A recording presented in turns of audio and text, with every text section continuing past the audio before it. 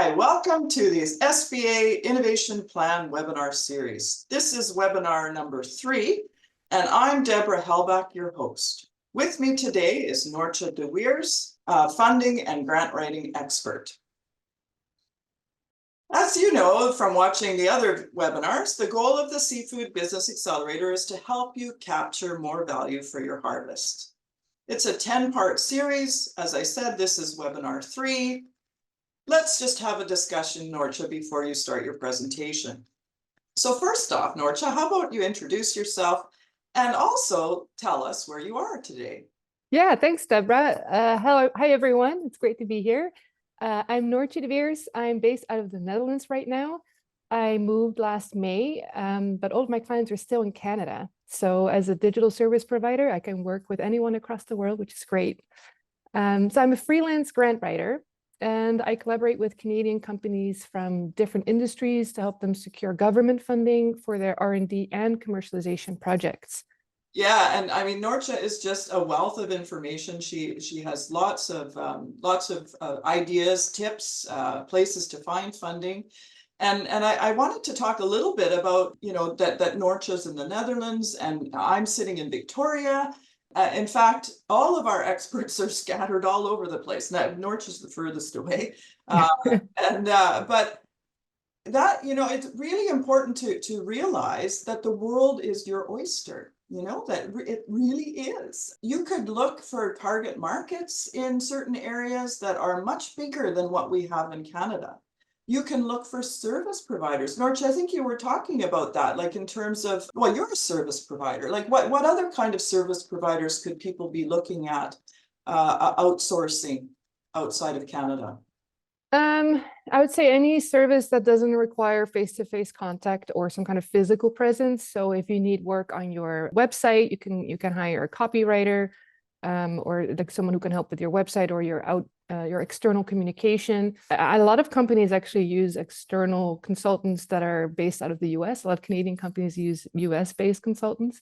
Yeah, what I take away from that is the importance of networking and meeting people, getting involved in associations. I going to that, it was NAF4 is what it was called, the National Indigenous Aquaculture Fisheries Forum. But going to events like that and then just being out there, going and introducing yourself to the people who come and present, getting on listservs. You're going to talk about that in your presentation, but it really truly is all about networking, right? Yeah. That's how you find out about these different things. So I wanted to just talk a little bit about the Seafood Business Accelerator before you go into your presentation. You were an expert in our pilot project and you provided a webinar. You didn't work one-on-one with our participants, but you provided a webinar which was really, really well attended and people just loved it, right? So there was so much information that you gave us. But, as a service provider, I'd just like your thoughts, like what do you think about this innovation plan canvas, the planning aspect of what we're doing with participants of the Seafood Business Accelerator? Yeah, I think it's great. It really helps you to distill the essence of your project and your company into a very neat overview that you're going to be needing for grant applications anyway. So like you can use the canvas as a springboard for your answers for a grant application. So they'll ask you about your target markets and like how much money do you need? What's the value proposition? How are you different from your competitors? Like all of those questions will come up in almost every grant application you'll write. So being forced to think about it and put it down very succinctly in the canvas is going to be very helpful for you to then expand on that in a grant application. And mind you, even in grant applications, you can't expand that much. Sometimes they have 500 words or even 250 words to make your case. I thought about the canvas also as a tool to gauge if I wanted to work with somebody in the EU or have a project in the EU, I could run through the canvas and quickly determine whether or not I actually could do that, right? Because it makes you think about the regulations, it makes you think about production, it makes you think about distribution, like all those different aspects. And it's all there on this summarized, it's a picture, really, right? It's a picture. A snapshot. Yeah. Snapshot of what. A snapshot that will most likely change too, because these are not meant to be set in stone, right? They're live documents. Yeah, exactly. Yeah, they're not meant to be set in stone. Another thing about this snapshot is that people can take that snapshot and give it to you when they're hiring you, and you will immediately know whether or not this is a good project or not. Mm-hmm. Yeah, Right? because the biggest challenge I have with new clients is that they say, I'm interested in this grant, I'd like to apply. But the first question that I always ask is like, okay, but have you checked if you're eligible? And Yeah. they may say yes. And then we actually go through it and it turns out they're not, because I haven't thought of it from like a grant perspective, which is something that you have to get familiar with. Like it's not, guidelines are usually like 50-page long documents.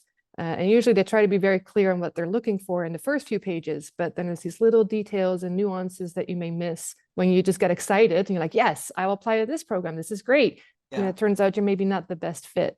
So having a very clear overview that just touches on the main questions that I may ask you to make sure that you're eligible is super helpful. Yeah, yeah, all of our experts have said that for sure.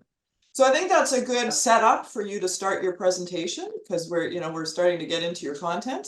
So I'll leave it with you to take over the screen and put your presentation up.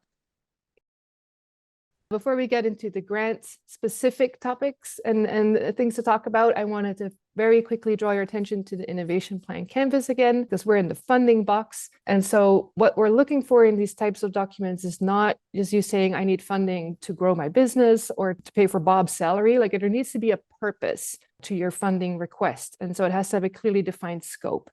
It could be for hiring new employees. It could be for building out a facility. It could be for buying equipment. It could be for doing market research. You just need to be very deliberate in the funding ask itself. If you just say, I need funding in general, it's not going to fly. You need to have a scope, a beginning and end, dates ideally as well. Before you even start applying, you need to know from when to when will this project run. And so in this canvas, you'll be indicating the amount that you're looking for and for what the purpose for that funding. So there's different ways you can get funding. The one that we're going to talk about is the government programs and grants, but you can also get funding from lenders or from investors. Debt financing is used a lot for companies who are trying to grow. So it's not specifically for a project scope. This is more for a company as a whole. So they can borrow money to, buy assets or expand into another market, and you need to pay all of the expenses that come with that. Usually costs a lot of money. The downside of debt financing is that there's going to be an interest that you'll be charged, and a timeline within which you have to repay the money. But the upside is that you retain full ownership and control of your company. Whereas equity financing would be you giving up some of your company, which means more people at the table that have a say in the direction of your company, which is not necessarily a bad thing, because having specific investors join your board or join your company as shareholders may actually give a certain level of reputation to your company that actually makes you more desirable for future clients and makes you look more bulletproof. So don't shy away from equity financing by thinking like, oh, I don't want to give up any of my company. Like there's definitely perks to having other companies join, of other individuals or companies or investment firms join you, also because they have their own expertise and their own networks, which will then help you grow as well. Yeah. Okay, so let's talk a little bit about grant writing specifically. So there's 4 types of for-profit business grants, because I'm making a distinction here between for-profit grants and not-for-profit grants. They're 2 entirely separate worlds. Non-profit grants tend to be a lot smaller in value and obviously have very different objectives to for-profit grants. But assuming that all of you are here to make money, the 4 types of grants that are relevant to you are those 4. So the federal government is one of the biggest funders in Canada. They have the biggest pots of money to give out, but they are also very hard to get because you're competing against companies from all across Canada and potentially even from abroad who've tried to come into Canada and get funding as well. So federal government grants are posted on the website of the government, of specific departments. Provincial government is the one that is kind of a sweet spot between getting that federal funding that is still fairly high in value, but much lower competition because you're only competing with companies that are within your province. Private foundations tend to be more nonprofit type of organizations that provide funding for projects with a more social aspect to it. So supporting communities or building out awareness for specific objectives. So both private foundations and trusts will have their own respective objectives and goals that they're trying to meet. And so being familiar with those is the first step, and before even considering them, because if they're interested in safeguarding wildlife and you're not doing that, you're doing the opposite, then that's not the trust for you. If they're interested in providing specific groups within your community support, so if you, for instance, identify as a First Nations community member, there are specific trusts for that.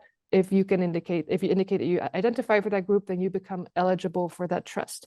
Private foundations are a bit more benefits to society on a more like a social level. Usually grants are paid after you've incurred the expenses. You get paid back what you have already spent. In some cases, they'll give you a financial float is sometimes how they call it. So they'll give you all of the expenses that you say you're going to be spending in, say, milestone 1 or year 1.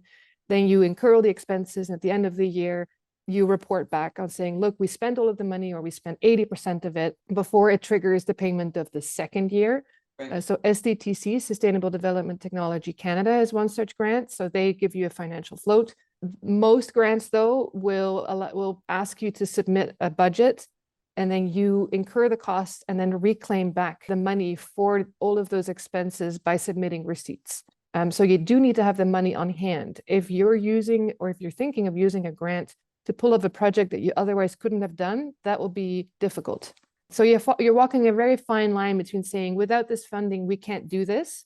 Because they also ask, oh, what's the impact of this grant on your project? Like, how else could you not have done this? So you have to argue, like, without funding, I couldn't have done it. But at the same time, you need to prove that you have enough money to pull it off without them. So usually the fix here is to say the impact or the scope of it just wouldn't be as great, or I wouldn't have been able to pull this entire project off in the timeline that we're proposing here. Like, I will eventually have done it, but it would have cost me 3 years. And with your funding, it takes me 1 year. That's usually the argument that is used to kind of explain what the benefit is of that money being given to you. Yeah. And I'll make a plug for another webinar. I think it's webinar 6 on business systems, but they're key to keeping track of your expenses so that you can claim your money when you get a grant. So yeah, it's very important to have those. And so where do you find these grants? I get this question a lot. The most basic thing is to just type in the type of thing you're doing plus grant and see what shows up. And you'd be surprised by how many things you'll find, or websites that are at least listing types of grants that may be relevant to you in the future. So hiring grants would be grants for getting people to join your company and to pay for part of their wages.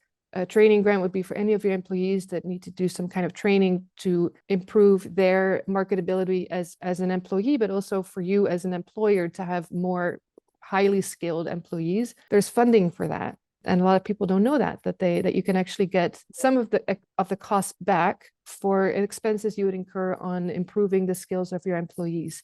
Mind you, though, that you have to first apply for the grant before you pay for the training. You can't do it retroactively. So grants are always first apply, incur costs, get money back. If you want to do it in reverse, there's a really good chance that they'll say it's ineligible. So where to find grants? Through your network. So on LinkedIn, people will announce grant opportunities, especially representatives of federal and provincial organizations and departments. They will often announce these grants. Go to industry events. They will announce certain opportunities as well. Sign up for funders' newsletters. They will circulate monthly or quarterly with opportunities that may be relevant to you. BC funding opportunities, which will just list any kind of funding that may be relevant to you. Like you can toggle certain search terms. The Canada Business Benefits Finder it's a tool that the federal government developed to give companies more of an overview of everything that is available to them. So this is not just grants. It could also be loan programs or any kind of support. It doesn't have to be financial support. It's not always updated. So some of the programs may already have closed by the time that you find them on the Business Finder, but it will give you an idea of which departments are the ones you need to keep an eye on. And the last one is Hello Pocketed. It's an AI-driven grant platform. It's a for-profit company, but you can sign up and get a free account where you indicate things about like certain aspects about your business. So how small or how big is your company? How many employees? Are you pre-revenue or not? where are you located, what type of service or product do you provide, and then it will spit out a list of grants that may be relevant for you. Okay, so how do you evaluate whether a funding opportunity is a good fit for you? The first step is to really get a good grasp of what the eligibility requirements are. So they'll always say something like, this is for small SMEs, small to medium enterprises, or it will say it's for First Nations companies specifically, or it will tell you where your company needs to be based, but also what type of service or product you need to provide. And often they'll give you a few examples of types of projects that they consider eligible. If in doubt, it's always good to find out if there's an email or contact information listed on the guidelines or on the website that it's posted on, to see if you can ask someone if your project is a fit. I have called with many a grantor to just ask, like, look, this is the project scope, would this fit?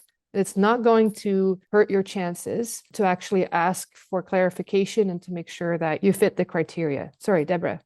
Yeah, that's a great, yeah, feel free to call. And actually it endears you, it makes you kind of special to the grantor, that you've actually taken the time to call them and ask questions. Usually they have a call center, somebody set up to answer those. Another thing to keep in mind is look what the funder's priorities are. So this may already be spelled out in the call itself, or you may need to look around a bit on the website to see what kinds of things they find important. So is it economic development? Is it environment? Is it climate change? Is it reducing your CO2 impact? Is it about energy reduction? Is it about supporting local communities? And so that will give you an idea of how to frame your project. And if your project fits those criteria, because you also shoehorn your project into these priorities if you don't actually align with them. So if you feel like your project kind of matches, but not really, you feel like it's a bit of a stretch, it probably is. And that means, it doesn't mean you shouldn't apply, but keep in mind that your project, which is not as much of a shoe-in as some other projects, is now competing with those other projects that are a much better fit. You're already 1 point behind for not having that nice alignment.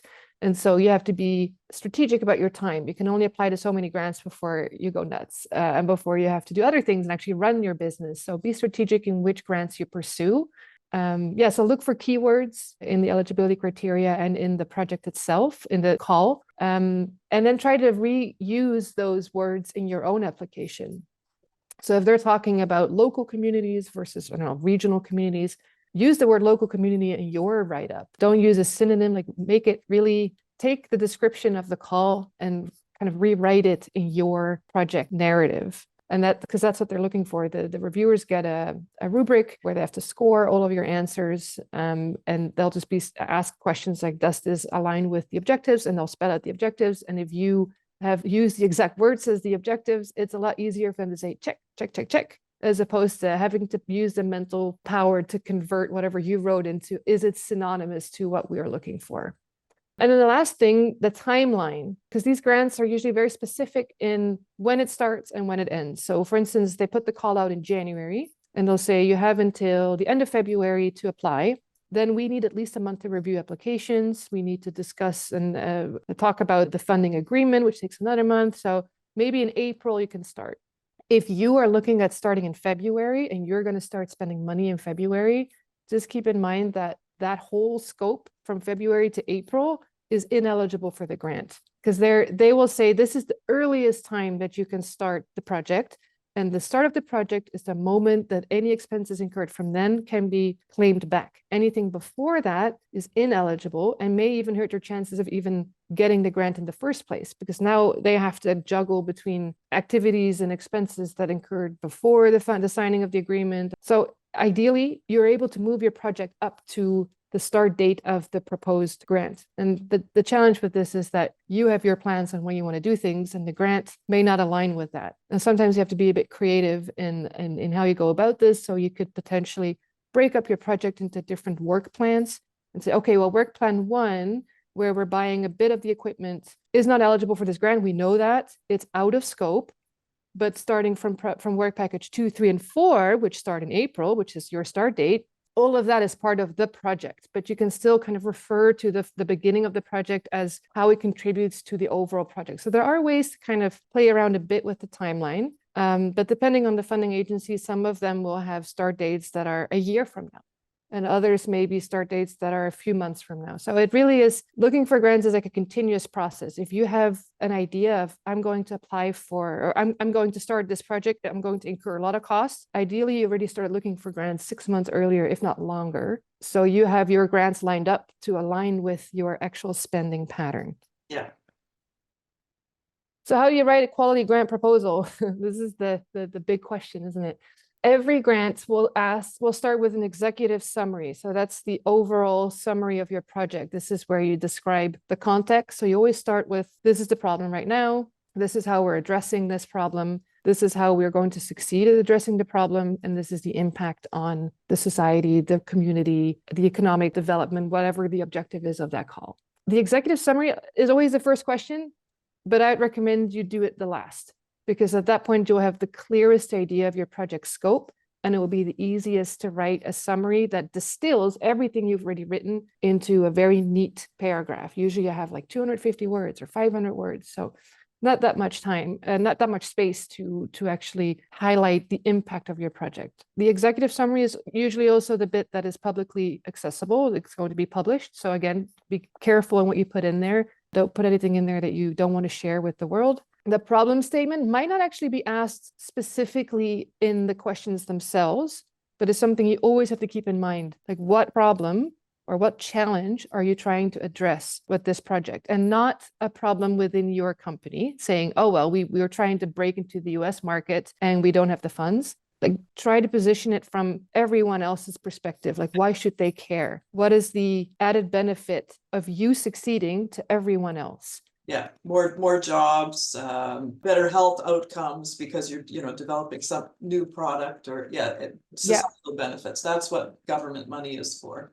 Yeah, more jobs is a really easy one. Almost every project will have that as an impact. So yeah, is it highly skilled jobs? Are you also providing jobs to marginalized groups? Because perhaps the types of jobs you provide don't require skilled labor, but do provide an opportunity for people, disenfranchised groups or marginalized groups, to re-enter the workforce. So depending on the type of jobs you create, that is something you can highlight there. When you get the grant application format, and I'll give you all the questions, what I always do is I take all these questions offline. So don't work on it in the portal, because I've had too many times with clients working directly in the portal breaking, shutting down, and everything you've written is gone. Like, you don't want to have that happen. So never write your application in an online space or portal, even if there's a save button. You don't want to rely on that. So you take all the questions, you move it to like an offline Word document, and that's where you start writing out your answers.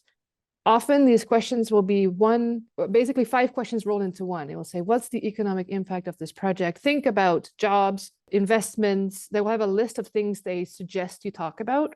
What I would do is break out all of those suggested items and answer them all separately before consolidating them into one answer. That way you're sure that you've addressed all of the things that they want you to talk about. And usually what they list out, that's the bare minimum of what you need to talk about. You can always add items to that they don't talk about in the question per se. But if you miss any of the items that they have recommended you talk about, they say recommended, but really it's a requirement. Yeah. If you miss talking about the impact on the local job market or how many jobs you created, then that means minus points for you. So to avoid not answering the question fully, if you have a question that is kind of rolled into like 5 questions rolled into one, break them out and answer them separately and then consolidate them. Objectives are going to ask, okay, what do you want to achieve in this? It helps to spell it out by just using 1, 2, 3. I don't know where this came from, but a lot of my clients think you need to write like a block of text, and that is the way of a grant. I use a lot of headers. I use a lot of bullet points and make it visually, break it up if you can. It depends on the portal. If you have a portal where you copy paste it in and all of the formatting is gone, that could happen. What you can do then is, if you're using bolded headers and the bolding disappears, I always make the headers in capital, like all caps. Yeah. Because you are allowed to use white lines between your paragraphs. So some portals won't allow you to copy over formatted text, which is their loss, because that means it's harder for them to read. But really try to break up your text as much as you can by using headers, by using bullet points, or if bullet points are disappearing into formatting, little lines, little hyphens. And so you can say the project objectives are threefold, 1, 2, 3. And you can just say 1, 2, 3. That is fine. Like you don't need to say firstly, secondly, thirdly. It's much harder to follow as a reader. And what you're trying to achieve is for someone to read your application and follow along easily. If they have to do all kinds of mental gymnastics to follow your argument, that is not good for you. You need to make it as easy as possible for them. Yeah, extra words aren't extra points. That's for sure not. Yeah. And so once you've identified what you're aiming to achieve, you also, of course, need to explain how you're going to achieve it. If you leave that part out, I don't think they'll allow you to leave that out because most questions will have, most grant applications will have a section saying, okay, how are you going to do this then? So yeah, be deliberate in explaining who's doing what, who has responsibility, what's the timeline for these? Did you break it out into work packages? Do you have deliverables and milestones? The last one, or the second last one, evaluation, like how do you measure success? So when would you say you've achieved what you want? And the easiest thing is to just say, we consider this project a success when, and then you fill in what you want to have achieved by the end. So when we have established our facility, when we have created at least 5 jobs, when we have tested and optimized our process, and we have produced at least 50 times more than whatever, like whatever you want to say there, like make it specific. And whenever you have a question like this, it helps to actually use the same wording in the answer. Yeah. Because the reviewers don't necessarily always see the questions, they may just see the answers. So if they ask, how would you measure success? You can say, we measure success this way, and just use the same wording. And the last one was the budget. What happens a lot is that clients will look at the total amount that is eligible for a grant and then say, that's the amount that we're going to ask. Always. So if you can ask 500,000, 500,000 it is. It's not a bad thing, but I think you may increase your chances slightly if you don't ask for the full thing. And also it doesn't help to then say, oh, we're asking 495,000. So it's not a round number, therefore it's better. Like they can see through that easily. But the biggest question is that amount actually reasonable for what you're proposing? If you could have done it for 300,000 and you're asking 500 just because, the reviewers will recognize that. What is the lowest amount we can ask with the biggest impact? Because that makes you a more attractive applicant. If they have 10 million to give away and every client and 10 applications are 1 million each, they can give 10 projects funding. But if some of these projects can do it for 500,000, that means more companies have a chance of executing their project. So these are all things that these funders keep in mind. I just on that as well, you have to remember that most of these are reimbursements. So I countless times I've helped people write proposals and they say they want the full amount. And then there's just no way that they can come up with those expenses to justify that amount. And that doesn't put you in the good books of government. If they've set aside $100,000 for your project and you only spend 50, that means the other 50 did not go out to somebody who could have had a project. So, you know, when you come up with your budget, it has to be, as Noortje says, reasonable. It's what it's going to take to get your project done. Yeah, reasonable, and maybe a better word would be achievable. Yeah. Can you pull it off with that amount? Do you have that amount available to you to spend before you get reimbursed? Okay, then some practical writing tips, because I know just me saying you have to write well doesn't really help with writing a good, compelling argument and grant. But what I mean with writing well is mostly clearly, and don't think of it as like academic writing, which can get really long and cumbersome very quickly. But a very easy trick is to use the active voice. So for instance, you can say, in this 500K project, we will set up a local, whatever you're doing in BC, and then you add what you're going to achieve with that to improve supply chain efficiency and support local fisheries in BC. Now that's an active voice example. We will set up, there's a subject, we, and the verb will set up, versus a passive construction, which you may remember from your English classes, but that is when you don't have the actual person doing the thing in the sentence. So in this 500K project, a local facility will be set up in BC. Now we don't know who is doing the setting up, but we know it's you because you're applying for this grant. So you're making the sentence needlessly hard to follow by using a passive construction. But a lot of you as clients will gravitate towards that because it sounds more formal. and you think it's a grant application, I have to be professional, I'm going to write a formal application, I'm going to be using the passive voice throughout. And that is just from a processing perspective, for someone reading this, a lot more difficult and more roundabout way of saying what you're going to do. So it's completely fine to say we in your application. We will do this, we're going to do this, this is why we are the best, rather than this will be done, without saying who's doing it. Yeah, good. If it's you and another partner, you may need to specify who the we is, right? If it's just you doing something versus someone else, so be careful with that. But if it's you doing the application as a single entity, then we is very clear who it's referring to. Avoid technical jargon and acronyms wherever possible. So technical jargon, that is up to your own discretion what you consider technical jargon, but a lot of the things that you will write, especially acronyms, are maybe familiar to you, but not necessarily to the reviewers. And even if you're applying for a grant that is in your sector, still don't assume that they will know what these acronyms or that jargon refers to. Try to define it at least once, and then you can continue using the acronym if you want. If you're trying to save space, one way to do that is to use your company name. You can shorten. So you can say in the first paragraph, we from Agrophobia Technologies, in between brackets, AGT. And then from then on, you can refer to it as AGT if you're trying to save characters, for instance, because some of these grants will have a character count. And if you have a really long company name, that's just a waste of characters. Yeah. So you can be creative with shortening your company name. But anytime you use an acronym, because AGT is not a commonly known acronym, right? You just made it up on the spot. And a lot of your jargon will be the same, that it's not known outside of your little bubble. So try to make it as accessible to everyone as possible. So assume no knowledge. Use headers to break up your answers. So even within the question, even if it's short and you're like, well, this is a slightly different angle from what I talked about before, you can use headers to separate them. And again, visually space out your answer so they know, okay, this paragraph is about the impact on jobs. This paragraph is about the impact on the economy.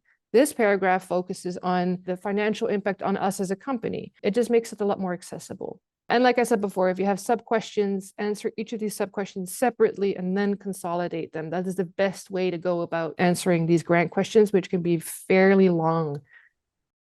Other tips, start on time, which I know is a tricky one, but the moment this comes out, there's a call that comes out and you're like, this is a good potential project or a call that I want to pursue, try to get your ducks in a row as quickly as possible. Because unless it's just you writing it, if you're pulling in other team members, they're going to need time to review. There's a day or two that passes. Sometimes these grants come up and they have a month to respond. You have a very short window of time. So be as on the ball as possible with these grants. For some of these applications, you're going to need a letter of support from your partner or from the facility or the site that you're going to be testing something at, or your potential clients to say, yes, we'll buy this product once they're done with this project, or we have been their client and we're interested to see what this new product is like. Depending on the call, it will tell you what they're looking for. And if it's anything external that is not in your direct control, so it involves other people, try to get it out to them as quickly as possible because they need time to write this out. If you're really short on time and you need to have a letter of support and your client is dragging their feet or is very slow, it may help for you to pre-write the letter for them. Yes. And just draft it and say, look, this is it. Basically, if you're okay with this, just sign off on it, send it back, you're done. That will get you the letter faster than if you just say, please write us a letter of support, because that's one of these activities no one really wants to do. They're going to be putting it on the bottom of their to-do list, and you're going to be sitting stressed out waiting for this letter to come in.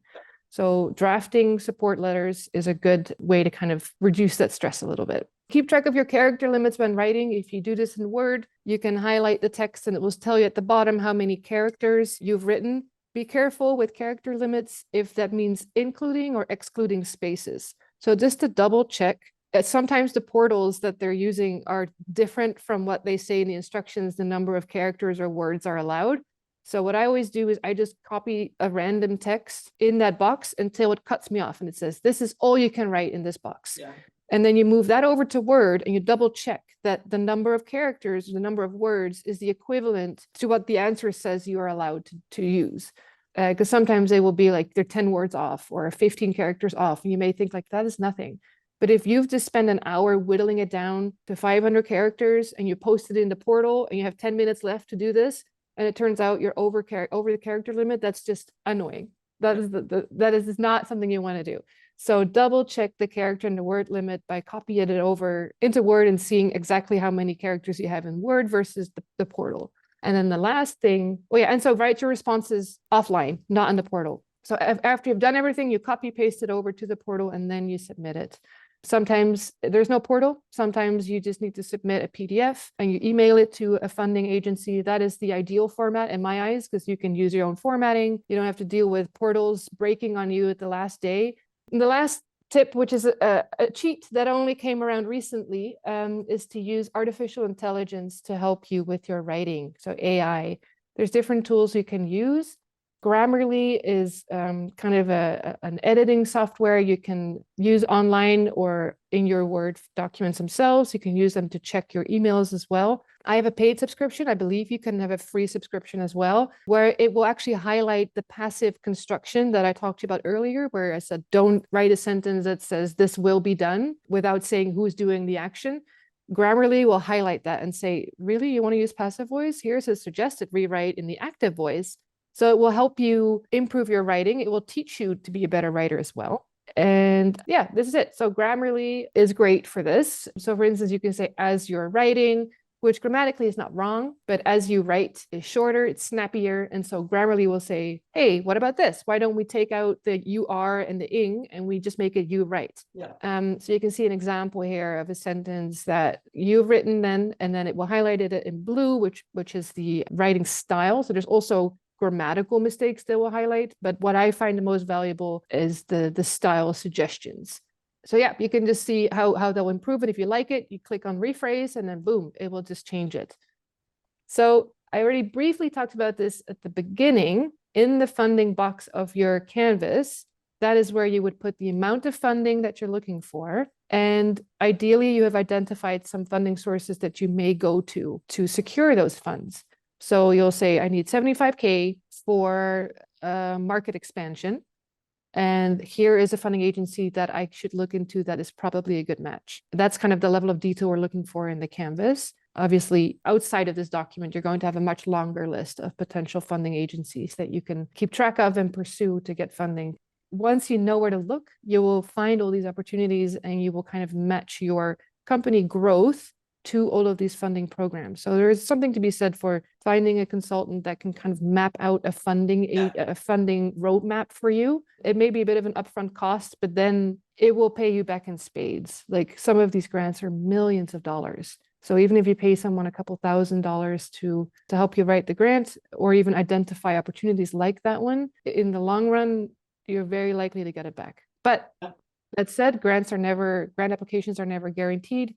You could have a great project and fit all the criteria and written a baller application, and then you still don't get it. Like that is a real risk. So it is That's true. it is a risk to pursue grants. So this is something you can put in there. You want 75,000 for product development, and here is a potential grant we can look at. But yeah, I think Deborah, this is your slide.